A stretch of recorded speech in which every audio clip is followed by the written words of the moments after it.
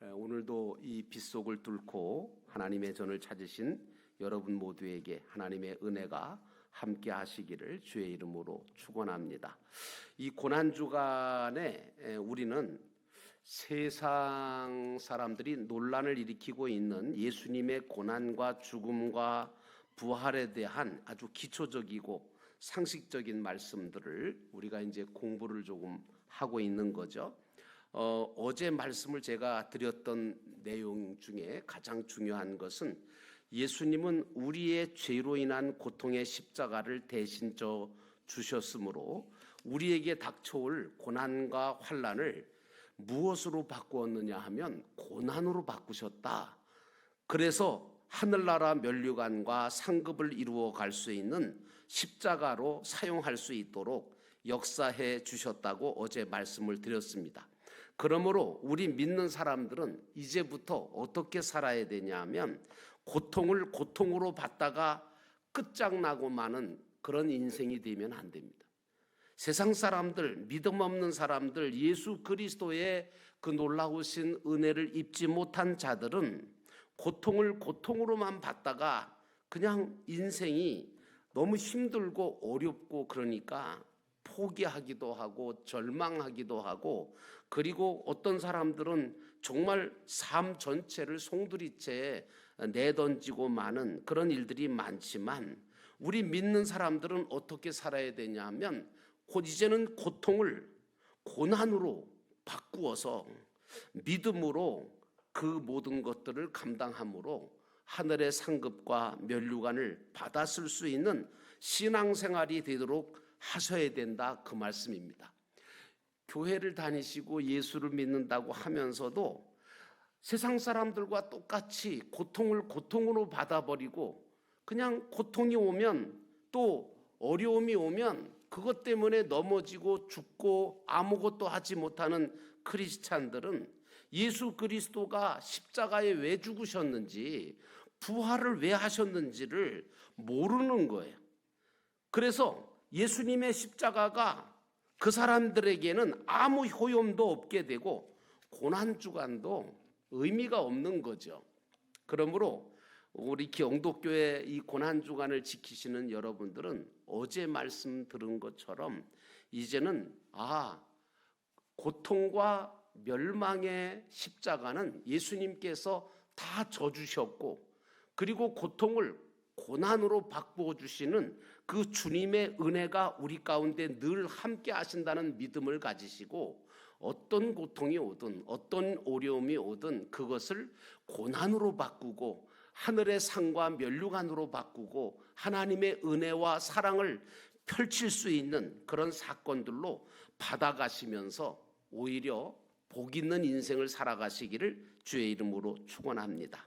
오늘 본문에 주님께서 말씀하신 내용이 뭐냐면, 한 알의 밀알이 땅에 떨어져서 죽으면 많은 열매를 맺는다라고 하는 말씀을 해 주십니다. 근데 여기서 나오는 한 알의 밀알이라는 것은 바로 예수님 자신을 가리키는 말씀이고, 떨어져 죽는다는 것은 십자가에서 이제 달려서 죽으실 것을 의미하신 말씀이고, 많은 열매를 맺는다는 것은 예수님이 죽으시고 끝나는 것이 아니라 그 죽으심으로 인하여 또 부활하심으로 말미암아 우리 모두의 부활이 되어지는 영광스러운 부활이 된다라고 하는 것을 말씀을 해 주신 겁니다. 주님은 자신이 죽고 부활하시는 것을 영광이라고 표현하셨습니다. 그것은 십자가의 고난과 죽음이 없이는 영광, 하늘의 상과 면류관을 얻을 수 없음을 말씀해 주신 것이라고 우리가 보게 됩니다. 여러분, 우리는요, 하나님의 말씀을 듣고 공부할 때 그 하나님의 말씀을 듣고 공부하고 배우는 목적이 뭐가 되어야 됩니까? 혹시 성경을 잘 알기 위해서 성경 공부를 하십니까? 잘못된 겁니다. 외우시려고요? 성경 박사가 되려고요? 아니요. 그렇게 해서 그런 목적을 가지고 성경을 읽으시거나 들으시거나 공부하시는 분은 이거 잘못한 거예요.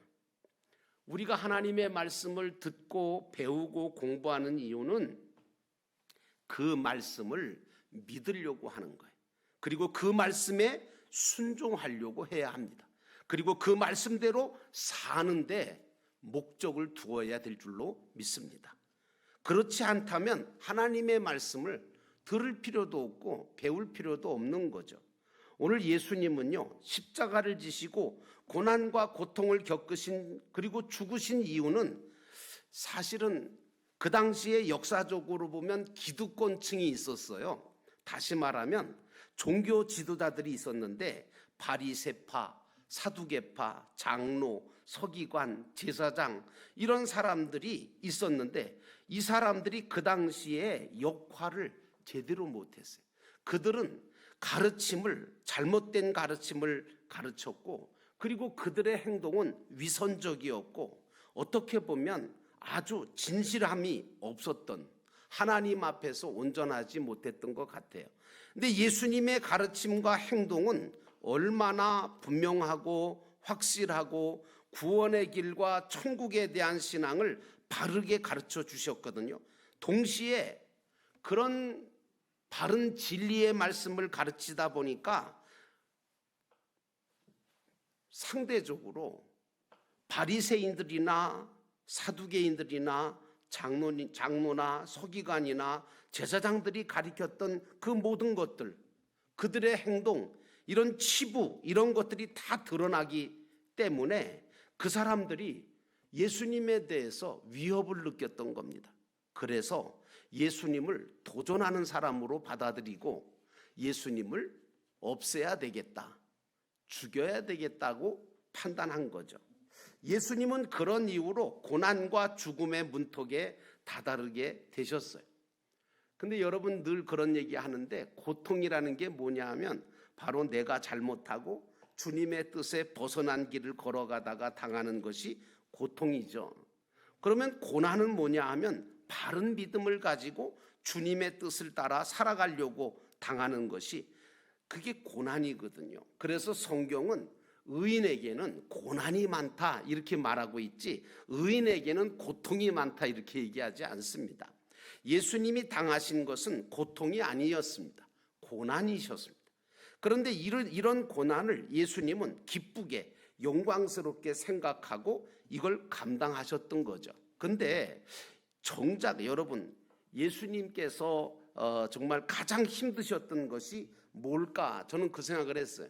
예수님이 십자가 지시고 죽으시고 부활하시는 이 과정 속에 고난주간을 맞이하면서 우리가 정작 예수님이 가장 힘드셨던 것이 뭐냐면 고난의 십자가를 지시고 죽으시는 것이 아니라 당신을 따르던 무리들과 제자들이 예수님을 배반했던 거, 그게 예수님을 더 힘들게 하지 않았을까라고 우리가 생각해 볼 필요가 있어요. 오늘 우리와 우리 주변에서 많은 사람들이 가까운 가족과 친구와 이웃에게 배반을 당하고 배신을 당해서 아주 힘들어하고 아파하고 고통스러워하는 사람들이 많이 있습니다. 저도 목회를 하면서 교인들 가운데서도 정말 이런 배신을 당했어요. 이런 배반을 당했어요. 이런 상처를 받았어요. 요즘 교인들이 입만 열면 상처받았다 그러잖아요.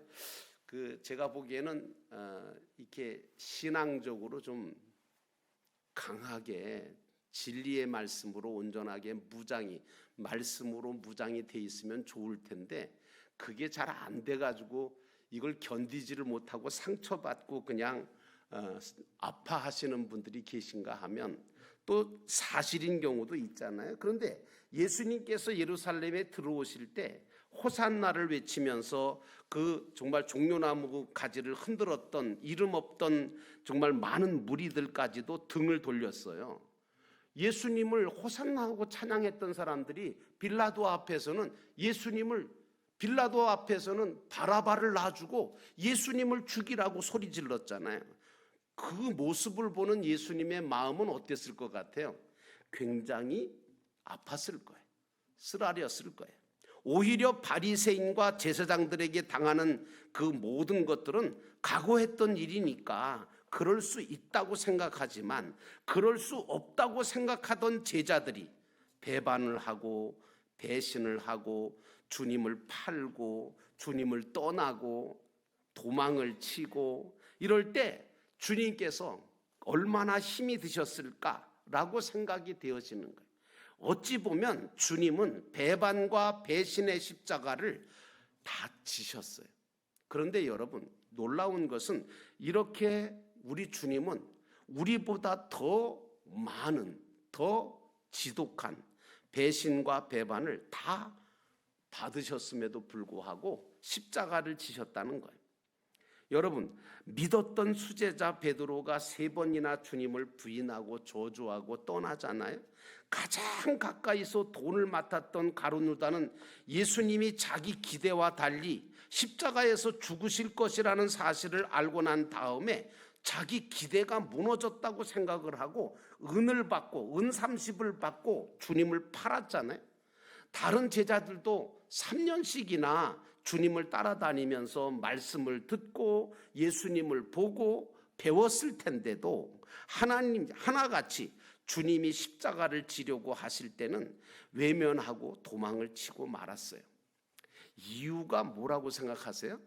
근데 이유는 하나같이 뭐냐 하면 이 제자들과 무리들의 마음속에는 예수님을 이용을 해서 예수님을 좀 자기가 따라다녀서 세상의 부와 명예와 욕심을 채워보려고 하다가 그게 안 될 것 같으니까 실망과 좌절을 한 거예요.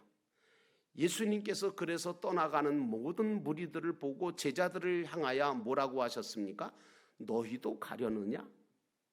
물론 베드로가 영생의 말씀이 여기 계시는데 우리가 어디로 가겠느냐고 말은 했지만 그 베드로조차도 마지막에 예수님을 배반하잖아요. 오늘날 우리 믿는 사람들 중에 대부분이 바로 이런 기복적인 신앙을 가지고 있다는 게 지금 한국 교회의 가장 큰 병폐고 바꾸어야 될 부분입니다. 혹시 나는 그런 사람들 중에 한 사람은 아닌지 이 고난 중에 살펴보시면서 뭔가 달라지셔야 되지 않을까 하는 생각입니다. 예수님은 세상의 왕노로 타려고 오신 분 아닙니다. 또 세상 복을 받고 잘 살도록 참견하러 오신 분도 아니십니다. 그렇다고 정치적으로 군사적으로 나라를 통일하고 새로운 나라 자신만의 왕국을 만들려고 오신 분도 또 더욱더 아닙니다. 그래서 십자가에서 고난받으시고 죽으시고 부활해서 우리로 하여금 이 세상에서가 아니라 저 영원한 천국에서 영생복락을 누리게 하시려고 이 땅에 오신 분이거든요. 예수님은 하나님의 길을 걸어가신 분이에요. 그래서 힘없이 배신과 배반을 다 받으시면서도 팔려서 채찍에 맞고 사형 판결을 받아서 그래서 십자가에 죽게 되시니까 무리들과 제자들이 다 실망을 한 거예요. 자기들의 기대와는 달랐던 거죠. 자기들이 바랬던 것이 그냥 무산되는 것 같아서 다 떠나가고 흩어지고 만 거예요. 오늘날 우리 기독교인들의 모습과 그때 당시에 예수님의 제자들이나 따르던 무리들의 신앙이 그리 다르지 않지 않나? 라고 하는 생각이 듭니다. 그런데 그런 신앙은 어떻게 되느냐 하면 여러분, 제가 늘 이런 얘기를 하면서 참 왜 나는 다른 분들처럼 복 받으라고 하는 설교를 잘 못할까? 그런데 여러분, 그렇게 주님을 믿다가요, 그런 신앙을 가지고 신앙생활 하면요, 결국은 제가 보니까 허망한 것밖에 남지 않습니다. 여러분, 그렇다고 해서 예수 믿는 사람들은 무조건 가난해야 된다? 절대 아닙니다. 하나님의 뜻이 계시면, 하나님이 사용하시려고 하면 하나님께서 여러분들에게 막대한 것들을 부어주실 수가 있습니다. 지혜도 주시고요, 능력도 주시고 모든 부와 또 모든 명예도 주실 수 있을 겁니다. 그런데 내가 그것을 받아서 하나님의 영광을 위해서 쓸 수 있는 믿음을 가진 자가 되어야 되는데, 그러지 않을 때 하나님은 그걸 주고 싶어도 주실 수가 없는 거죠. 왜? 아무리 많이 주면 뭐예요? 그것 때문에 주님 떠날 텐데. 아무리 주면 뭐예요? 그것 때문에 죄를 짓고 그것 때문에 타락한다면 하나님은 안 주시는 게 사랑 아닌가요? 여러분, 안 주신다고만 하지 말고 받을 수 있는 내가 되도록 여러분들의 믿음의 그릇을 넓혀 가시기를 주의 이름으로 축원합니다. 자, 이제 중요한 것은 예수님의 고난과 십자가의 죽으심과 부활은 인간의 이해력을 가지고는 절대로 이해할 수가 없어요. 이해할 수가 없으면 또 믿을 수 없다 그러잖아요. 믿을 수 없으면 또 미신신앙이 되거든요. 그래서 여러분, 많은 믿지 않는 사람들은 믿을 수 없다고 반박을 하고 조롱을 하고 비난하고 무시하는 사람들이 꽤 있습니다. 근데 여러분, 우리나라 역사를 보면 6.25 사변이 남침이냐 북침이냐 이것 때문에 한동안 논쟁이 많았어요. 예.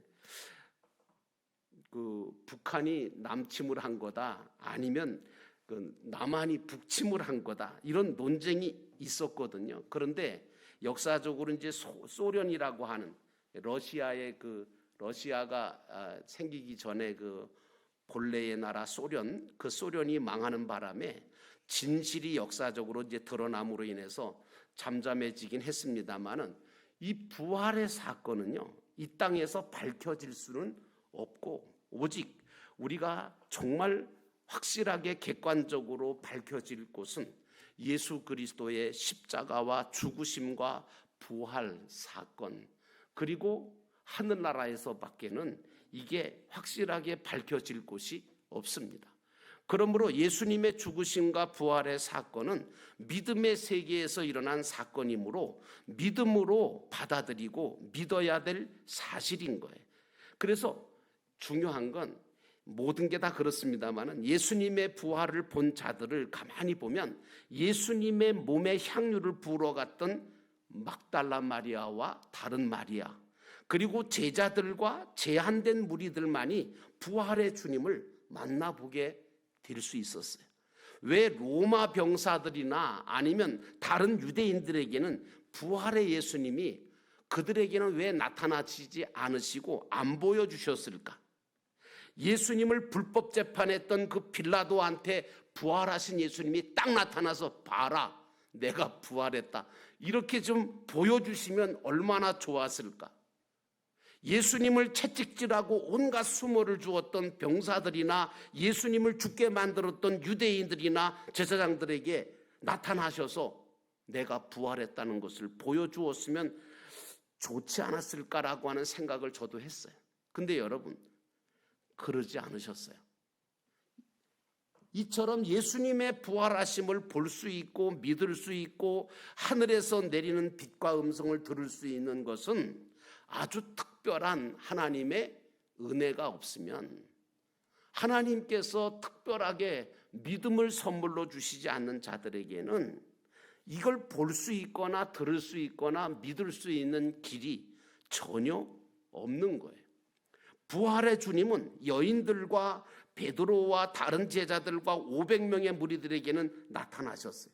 그리고 마지막에는 다메섹으로 믿는 자들을 잡아 죽이려고 달려가던 사울이라고 하는 청년에게 나타나셨어요. 다시 말해서 믿음의 세계를 볼 줄 아는, 또 특별하게 하나님의 목적이 있고 하나님의 선하신 뜻이 있는 자들에게, 그리고 하나님께서는 그들에게 보여지시고 들려지시고 그리고 체험하게 하셨던 거예요. 성경은요, 이해해서 기록한 것이 아니거든요. 보여주신 대로, 들려주신 대로, 체험하고 믿어진 대로 일어난 사건을 그대로 쓴 책이 성경입니다. 왜 하나님은 오늘 우리에게 성경대로 그리스도께서 우리를 위해서 죽으시고 장사 지낸 후 사흘에 다시 살아난 것을 믿게 하시고 구원을 받게 하시느냐 하면, 그것은 우리도 주님처럼 하늘의 미랄처럼 수많은 영혼들을 살리고 구원하는 일에 쓰임받으라고 하시는 겁니다. 사랑하는 성도 여러분, 오늘 우리는 이 고난주간에 영상을 보시긴 했지만은 그 영상에도 미랄 같은 사람이 있죠. 부활주의를 맞으면서, 고난주간을 맞으면서 나도 주님처럼 하늘의 미랄이 돼서 희생하고 그 죽음의 십자가를 지는 삶을 통해서 영혼을 살릴 수가 있다면, 내가 썩어져서 다른 사람들이 사는 역사가 일어날 수 있다면, 내가 죽어져서 내 가정이, 내 교회가, 그리고 내가 아는 모든 사람들이 믿음이 생기고 소망이 생기고 사랑이 생길 수 있다면 그것보다 더 큰 일이 없을 것입니다. 나는 여러분들이 주님처럼 하늘에 썩어지는 미랄이 돼서 주님 보시기에 합당한 열매들을 맺어가는 복 있는 인생 되시기를 주의 이름으로 축원합니다.